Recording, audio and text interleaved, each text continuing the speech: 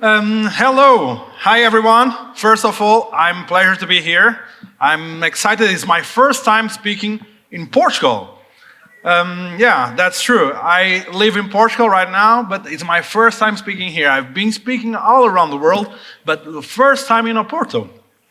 And the first time in Portugal as well. Okay, I just want to explain because I almost lost this talk because a few hours ago I was in Leroy Merlin buying some stuff for construction because I just bought a house here, I just moved here to Porto and I'm pleasured with the city.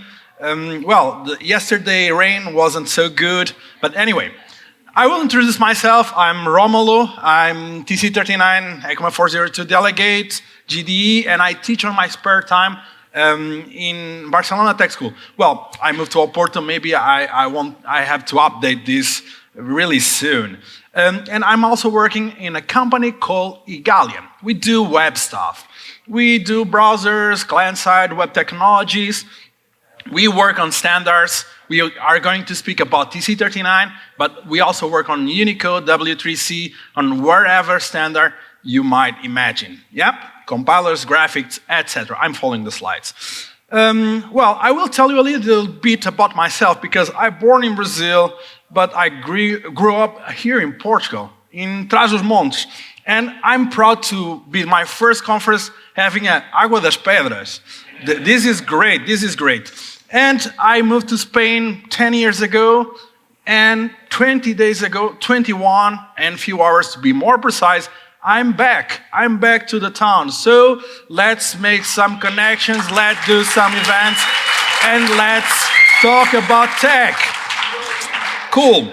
Well, thank you, Marcelo, because also with the Programa Regressar, sorry for those that are not from here, but those of you who are, you know, I'm here and I'm back. Thanks, Marcelo. And one of the main reasons I'm here is the little one that it's off of my heart. Yeah? Cool. Now let's have the talk. We are going to talk about standards, body of standards, the standards body, and we are talking about TC39.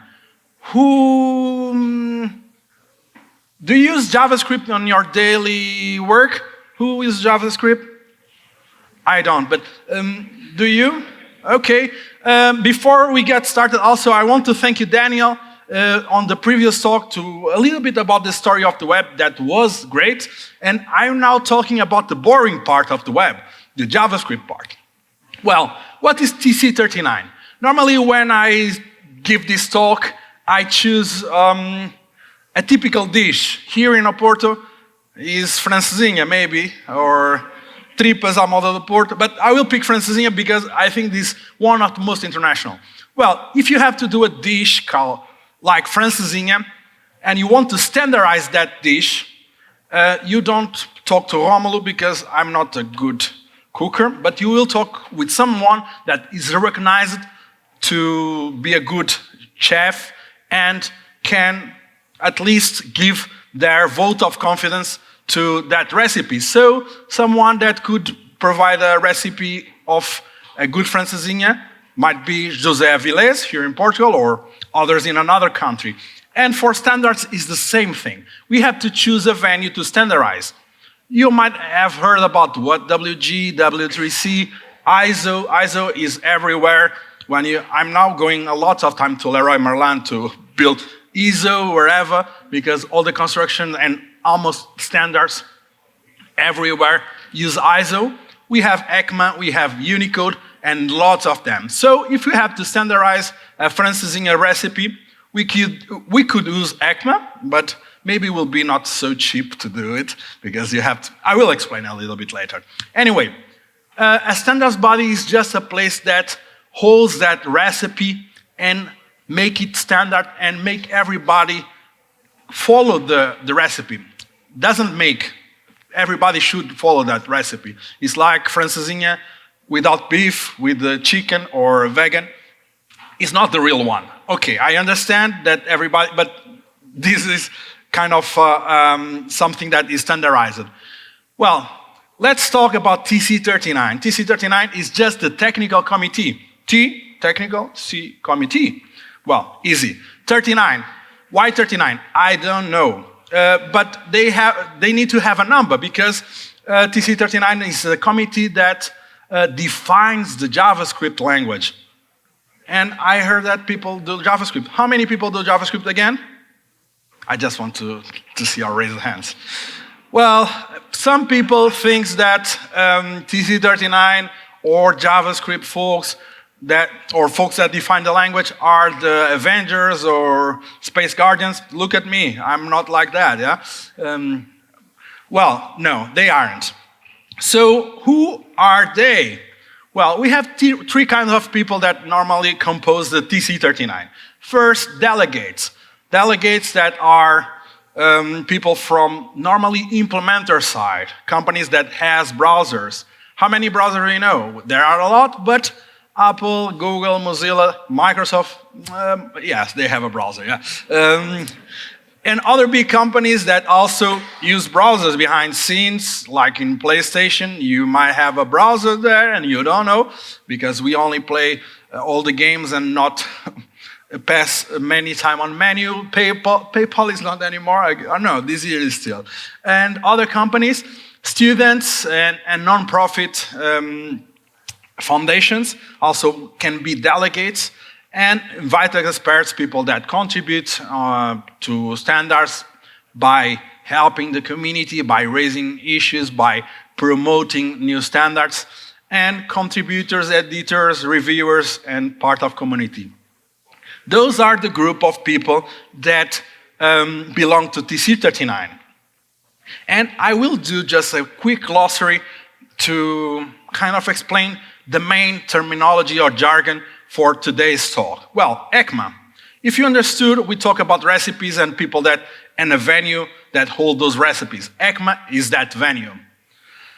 ECMA 262, well, we don't do JavaScript, we do ECMA for 262. So this is the name of the language that makes us, the specification that produced the language we call ECMAScript, that is vulgarly called JavaScript, and TCXX is nothing. It's just to replace the number, because each group has a number. Imagine Dart has a number, other standard has a number, because on ECMA is not just JavaScript. You can standardize Francesinha, and maybe if we are standardizing Francesinha, the technical committee of Francesinha will be TC99, and will be composed by experts, chefs, people that eat Francesinha like me, because you have you do need some stakeholders. So those numbers are based on the committee, and the numbers of ECMA 262 also will be based on the specification you are writing. So we are ready to advance. If you notice, I'm advancing in steps. I started with 0, I introduced myself with 1, and now I have 2. I will call it stages, but for now, forget about that. Well, how they work or how decisions are made. Consensus-based decisions, like everyone does. In our houses, with your brothers, with your wife, with your partners, you do consensus. Everybody should agree with something before we do it. That's what happens normally, yeah? Imagine if you have a big house and you are 40 or 50 or 60 people inside that house, and you all should agree with that thing. Well, it's quite complicated, but it's part of the job. And all the no's or oppositions should be objections and concerns based on satisfying or based on a counterpoint and opinion. This means, let me explain, is not just say, oh, no, I don't like it, I don't care about it. No, you have to give a reason, you have to explain really well why you are not agreeing with the Francesinha without beer in the sauce, yeah? So we have stages. I call 1 plus 4 stages because we start on the 0, like the arrays. And those are the steps that the proposal goes through before landing on the browsers. Chrome, Safari, Edge, Firefox, etc. And when those folks work, because, well, it's beautiful, they are from X, Z company, but they also work, yeah, to build this amazing language that everybody uses. And they normally work on several meetings per month. I show here some part of our calendar. We have between 4 to 8 meetings all over the globe. Some of them are online, some of them are offline. So this means that most of delegates travel a lot. Anyway, and we have lots of calls during the month to kind of coordinate, to work on different things. And some of them are internal and some of them are external. Means that you are all invited. And I will share links after all. We have calls for toolings, educators, for frameworks. Frameworks, I think we don't have anymore because React is gaining all the universe. So I think that, no, I do some jokes sometimes, and this wasn't a good one. Well, where we work, yeah, at our houses, but we work also on this GitHub repository, ECMA TC39, where you can find meeting notes, agendas, all the proposals that lands on the browser, lands on the language, and are part of our daily lives. And also, every year is a release, kind of a recipe book for implementers to use to implement the functionalities on their browsers. Means this is kind of a cooking book where Google, Apple, or others, Igalia, etc., pick that book, looks at it, and implement things on the browser. Well, it's really easy to implement things because if the book is well written, they shouldn't have any difficulties to implement those things on the language. Again, now, moving stage, the step-by-step I mentioned on my original idea was first 1 + 4 stages. We start by the Strawperson stage, that is stage 0. We just had an idea. What's here our idea? A francesinha function, as an example, that every time you call that function, it returns a francesinha. Let's imagine like that, yeah? Well, at this phase, you just need an idea. You have to kind of share this idea with some people from TC39, like me, like that guy right there. Ujval is my colleague of work and one of the editors of that recipe that you see every year. He's one of persons responsible for also part of that thing.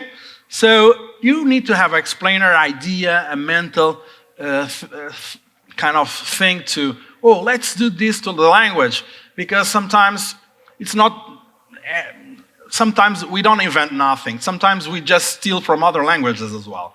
The natural evolution of the language normally is stealing from other languages that worked well. But sometimes we invent something, yeah? And if you have an idea, just reach out to us or go to the different communication I will share at the end to bring this idea to the language. And we have a lot of stage 0 proposals. You can see on the site, those proposals at stage 0 sometimes are proposals that were presented and they didn't move to stage 1, or just ideas that someone had and just dropped the idea there. And, oh, let's build a function francesinha. Oh, that's a great idea. Let's put that stage 0. And now, stage 1. What is stage 1? It's the things getting started more serious. Stage 1 is you already have idea, you already have kind of a shape of the solution. It's not just your dream. It's something that I think that could be a reality. So when you go plenary, you have a proposal on stage 0, just idea, and everyone agree with this proposal moving to stage 1, and if everybody says, yes, let's move stage 1, means that you will dedicate some time to that proposal. They expect you to have maybe demos, a polyfill. This depends on each proposal, because some proposals you cannot polyfill, but anyway. And you expect major changes, because it's just the beginning of the journey to make that functionality a standard on the browser. So, stage 1, that's cool. Let's see some proposals at stage 1. We have a huge list of proposals in stage 1, and today we are going to talk about some interesting ones. First one, decimal. Anyone heard about decimal? Oh, yeah, more than one people, and it's not just my colleague of work. So, well, decimal is one of the proposals that I'm really excited. I'm bringing here this proposal because it's totally undefined, because we didn't choose where to go yet. So we are in the middle of two different things. And as we are developers and people think that we are rich people or we earn a lot of money, but decimal will allow you to calculate decimal values more precisely. Well, this code represents a hypothetical decimal implementation using big decimal with arbitrary precision, but we also have different options, and is where we are. We don't know if you go big decimal or decimal 128. That would be maybe more performance because it's limited precision. When you implement on the browsers, you don't have to worry about arbitrary precision that could be could eat lots of resources of your machine, because imagine you are calculating pi. Yeah, you can be there all life. But one of the motivations of these proposals as well is the compatibility with other systems, because as most of people using JavaScript, you have to interact with different systems, Python, backends, etc., that supports huge decimal numbers. So having a big decimal makes JavaScript more close to other systems, and the interoperability between them will be increased. So I think it's a good motivation. But we don't know where to go. So if you have use cases for decimal, just go to the proposal repository, raise an issue, and let us know your use case. If it's financial, if it's cryptocurrency, wherever. We need to know, because it's important for us to understand, and the language is yours. So don't let people that normally don't use language on a daily basis decide for you, yeah? You should decide as well. Other proposal that I really like and I would love to see on JavaScript, and I'm really excited, but I also know that will take some time. But we are talking about stage 1. Stage 1 is something that is more than our imagination, but also has certain bits to become a reality in future. So pattern matching, it's just a replacement for our switch statements that sometimes are really difficult, because you cannot use expressions, you just use that string, and it's so boring. No, it's not boring, but would be a switch on steroids. Expressions, there is a lot of possibilities using combinators here. Imagine when, go, dir, and you can have two arrays. One array depends on a string, the other array depends on the condition, and you can decide on that. Or the other one, take a string on the first leg, the take, and you have a regex. Imagine have this richness on the language. This could be possible if it moves stages. But we are just imagining having a matcher that can do customer matchers, and you can type check your code like someone does. Yeah? Means that you don't have to worry about the typing, because you can infer here. You can do pattern matching for it, and this is nothing new. It's kind of still from other languages. Imagine which one. Yeah. Type annotations. This is also a big one. Who heard about type annotations proposal? Type annotations proposal, and yeah, I'm one of the champions of the proposal as well. Type annotations proposal don't want to bring TypeScript to the browser. He wants to bring comment types.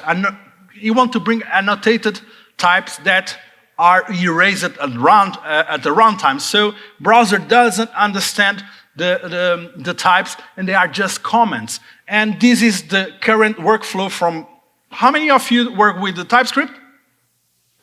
Man, almost the same people that works with JavaScript, yeah? This is incredible. Well, we want just to avoid you have to compile the code.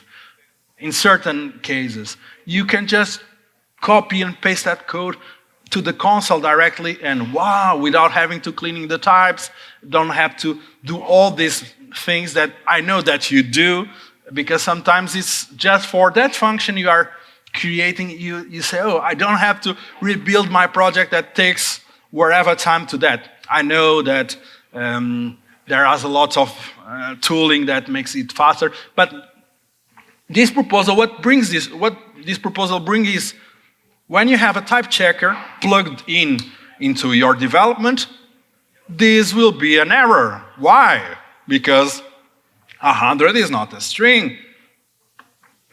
And when you run this code, he will live like regular JavaScript, like all our lives. So it's optional. You don't have to use it. We are not breaking the web. We are just giving you an opportunity to fail less, to do better code, and to use the best of current tooling you know that exists on the market. So we are here to improve ergonomics on the type checking and promote direct execution of the code. No runtime effects, and also we don't want to be 100% compatible with TypeScript, Flow, or EagleJS, or any others. We just want developers to enjoy, and we are trying to make as much compatible possible, because all the user base you have also need this compatibility and this stability, but it's not 100% sure that this will happen like it is, but we have to live with that, yeah? Stage 2, I have to go fast because otherwise I cannot finish stage. Stage 2, well, we already have an idea, we know about semantics, we start writing the spec, because someday someone needs to implement this on the browser, and you have to start writing the formal spec. You already have the semantics, the API already covered, and normally on TC39, when you are stage 2, we normally expect that thing will happen. But I will give you the opposite example, because this is how a spec text look like. It's just the instructions in how to write the code. So you don't have to know a lot to write this. No, I'm joking. No, but you have to follow just instructions to write the code on the browser. This case is a number format range that now is stage 4, available in the majority of the browsers, but this is a portion of the spec that was included, I'm not sure if by me or by usual, recently. So, records and tuples, or record and tuple, is one of the proposals I was more excited about, and this is an example of stage 2 proposal that normally goes through, and this one is kind of stale. And records and tuples just bringing you these awesome functionalities of record and tuple to the JavaScript, the simple equality, nested equality, and order independent. This means that you can also make all these operations against objects, arrays, and promote immutable programming without having to worry about a lot. But this might not happen, because also the implementation cost of this raised lots of concerns. So people are kind of revisiting this proposal, trying to understand how they could reach the different stages, or even being a new proposal to get to the hands of developers. But lots of people were excited about this, yeah? And myself included. But maybe it won't happen. Stage 3, I have 5 minutes. Stage 3, well, we already have completed the spec text, means the recipe is complete. We start having reviewers to start looking if the recipe follows the principles, the needs you have. browsers start implementing it. And when browsers start implementing it is when problems began. Because oh, this doesn't work. Oh, this is very hard to implement. Oh, no, this will consume a lot of memory. And with that feedback, you kind of changing things slightly because you are already in a level of serious thing that you don't have to change lots of things. But of course, this happens in some proposals. And you should start writing test262. That is a kind of, this is a report picture, but a test262 is a test to the spec. You write that recipe, 100 grams of ham, 200 grams of beef, 300 grams of tomato, and you write the tests to check if browsers are following the recipe. And every day or every X time, those tests runs over all the engines and test if the functionalities are covered on that engine. So you can understand more or less if the functionality is well implemented on the browsers, because at the end, having one recipe and with different chefs, the final result is always different or slightly different. In this case, we want to be the same, because people, when you run your application in Safari or in Chrome, you want the final result to be the same. But sometimes this doesn't happen. Well, sometimes no, lots of times. And because of test262, we improved a little bit this. Well, now stage 3 proposal. I will present Intl.DurationFormat. That's a proposal that you can already use on Safari. We have one champion there of the proposal. Raise your hands, Urval. And this proposal, it's part of Intel API and allows you to just calculate durations. This is really good because I think the most great part of this is internationalized automatically. So we normally use libraries like Moment.data.fns that loads lots of resources to internationalize your dates and times. And with duration, you can calculate duration, but even internationalize it and in different formats. So I think it's one of the greatest proposals in stage 3, already available on Safari. I'm not sure if it's already released or technical preview. Technical preview? Okay, it's technical preview, but soon will be on the major browsers. Temporal. Again, another proposal from some of my friends from Igalia. Urval is there as well, Philip, and others. And Temporal, it's the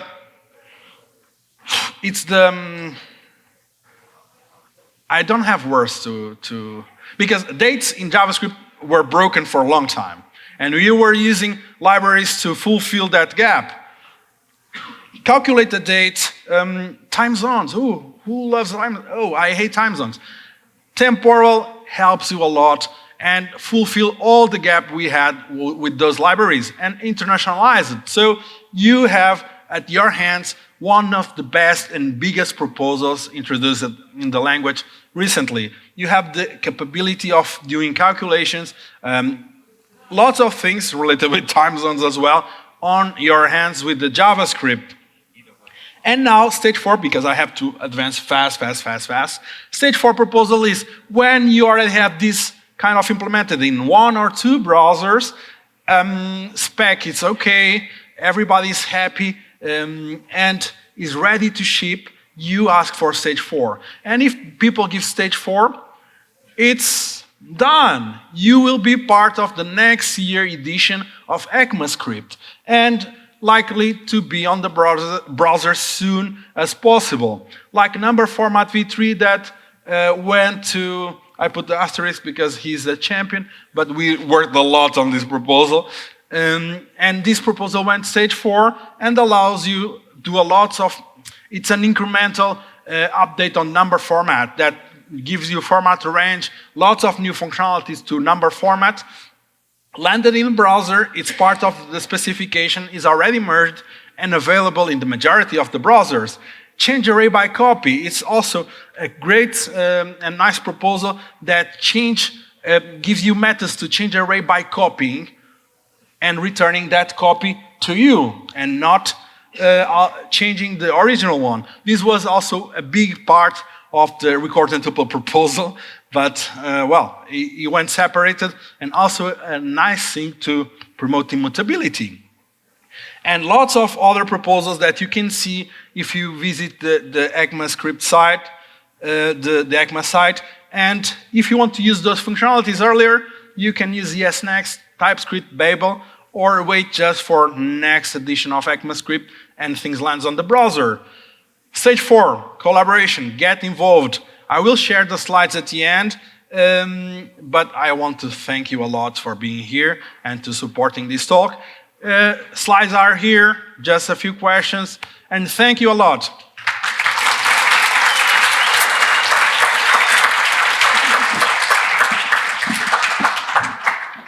Thank you so much, Romulo. Again, we're running a little bit short of time. We still have time for some questions. Oh, Can cool. I please join you? If I know that we had some more time, I would speak a little bit more. Yeah? So this first question is from Rodrigo. So, how has the rise of front-end frameworks and libraries like React impacted the development and evolution of ECMAScript? Well, on TC39, aside from people on daily life maybe not be JavaScript or front-end developers, they care a lot about the language. And React also imposed lots of standards. Records and tuples would be a nice addition, example for React, because would help on DOM diffing as an example, because having the immutable structure would help on these kind of things. But yeah, we are always put some attention on the framework side. Look at Decorator's proposal. It was something that we start using it with Angular. Now it's almost part of the language. So we care a lot, and we also had one of the calls we promote that was based on frameworks. So frameworks are all together to kind of talk about new things and try to bring to the language what they are building by their own. I'm not sure if I answered that. Well, thank you for this one. So next question is from Daniel Rodrigues. In the francesinha, the sauce is the most important ingredient. What is the most important ingredient for the evolution of ECMAScript? Well, that question is really hard because it's half technical and half social, because when you live in an environment like TC39, where lots of different companies with different interests are running a language, it's natural that they want to fulfill the needs for their products. So the kind of human social part is really hard. It's harder than the language part itself, because from the language part and technical side, you can steal from other languages and implement in the browser. But for the other side, you don't have solution. You have to iterate, and it's kind of a political game sometimes. I'm not sure if I'm allowed to say these kind of things, but it's completely allowed. Okay. So next question. It's also from Alex. So how limited are you regarding deprecation? We still have features from a language coded in 10 days almost 30 years ago. Yes, and they work. Yeah? They still work. That's the goal. Well, the goal is not break the web, and lots of functionalities that we have on the language or built in the language, they work pretty well. And the new features that are added, it's because we think, or people think, that would be needed. Example I'm giving, the pattern matching. We use switch since the beginning of the language, and we create Facebook, we create Google, we create lots of different applications with using switch statements. And now we are planning to maybe have pattern matching that will be kind of a switch statement in steroids. So we are trying to improve to give better tools to developers. At the same time, always thinking about not kind of making the language worse than it is right now. So is why we kind of carefully craft the language to be the best for the people that are using them every day. Okay. So one of the last questions is from Gus. What was your proudest proposal to this day? Sorry? What was your proudest proposal to this day? Well, I'm championing type annotations as well with other colleagues, and I think this is the proposal that I'm most proud of because I think it's one of the proposals that will change how we see the language. I think this is one game changer for the language and will make a language even more richer than it is. I think that is one of the most impactful proposals we have on the language since I think it's one of the ECMA ES6. I think this is the most impactful thing. If it goes further, it will be type annotations. Okay. And now last question from João.